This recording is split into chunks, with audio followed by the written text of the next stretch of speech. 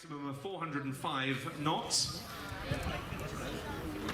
Armament is carried inside the internal bomb bay and on wing-mounted stations. A mix of torpedoes, mines, conventional Mark 82 bombs, and indeed rescue equipment. A slow pass now with undercarriage down.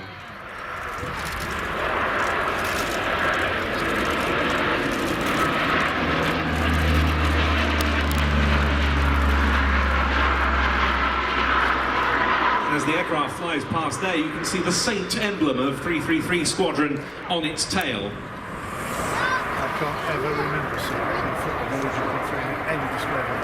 Norway was in fact Europe's first operator of the P3 Orion, a design that dates back a long way. In fact, it's based on the Lockheed L188 Electra commercial airliner. In an initial 5 examples of the P3B variant from the Orion. A privileged spectacle indeed.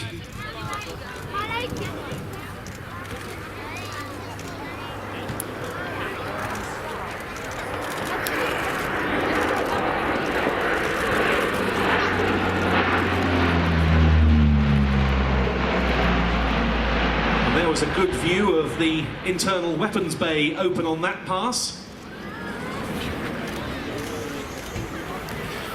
This, as I said, used as a crew trainer and transport, helping support the P3C models that are used for the maritime patrol missions.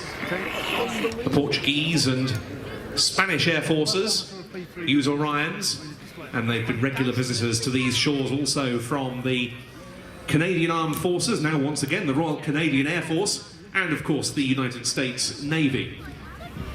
There are a variety of special missions variants as well, the likes of the EP-3E Ares 2 electronic intelligence platform used by the US Navy.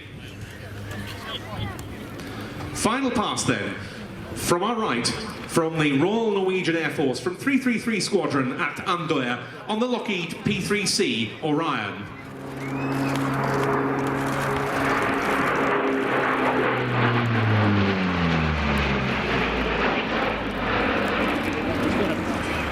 And a very, very stylish display, I'm sure you'll agree, captained by Captain Erik Rasmussen and the co-pilot, First Lieutenant Gert Baring. Thank you very much indeed. Yeah, thank you for the invitation here, and hope you have a nice day. And also to anyone now, 121.2 Orion, bye-bye. Thanks again.